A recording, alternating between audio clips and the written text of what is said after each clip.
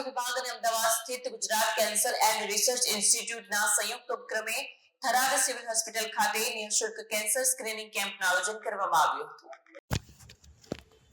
ગુજરાત સરકારના આરોગ્ય વિભાગ અને અમદાવાદ સ્થિત ગુજરાત કેન્સર એન્ડ રિસર્ચ ઇન્સ્ટિટ્યૂટના સંયુક્ત ઉપક્રમે થરાદ સિવિલ હોસ્પિટલ ખાતે આજે નિઃશુલ્ક કેન્સર સ્ક્રીનિંગ કેમ્પનું આયોજન કરવામાં આવ્યું।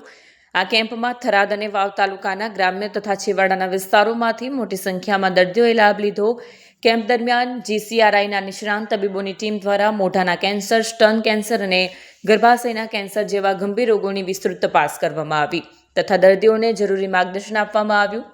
આ અવસરે બનાસકાંઠા જિલ્લા કલેક્ટર દ્વારા થરાદ સિવિલ હોસ્પિટલની આકસ્મિક મુલાકાત લેવામાં આવી।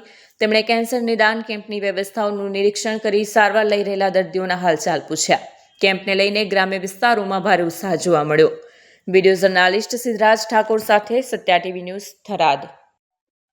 આજે ગુજરાત કેન્સર એન્ડ રિસર્ચ ઇન્સ્ટિટ્યૂટના માધ્યમથી અમે આજે સ્ક્રીનિંગ કેમ્પ કર્યો છે જે કેન્સરને લગતો છે, જેમાં ઓરલ કેન્સર, બ્રેસ્ટ કેન્સર અને સર્વાઇકલ કેન્સરના જેવા મુખ્ય કેન્સરો છે જે ભારતમાં થાય છે તેને અમે આમાં સામેલ કર્યા છે।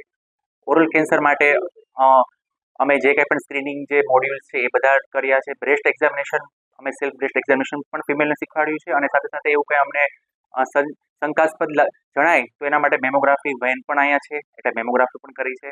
અને સાથે સાથે સર્વાઇકલ જે ટેસ્ટ છે એના માટે HPV-DNA કે જે બહુ હાઈલી એડવાન્સ ટેસ્ટ છે અને બહુ એક્સપેન્સિવ છે જે, અને તે પણ અહીંયા અમે પોસિબલ કર્યો છે। એટલે VIA પેપ્સમિયર કરતાં પણ જે એડવાન્સ ટેસ્ટ છે HPV-DNA તે પણ અહીંયા અમે અત્યારે કર્યો છે અને તેનાથી મને એવું લાગ્યું છે કે ઘણા બધી પેશન્ટને અમે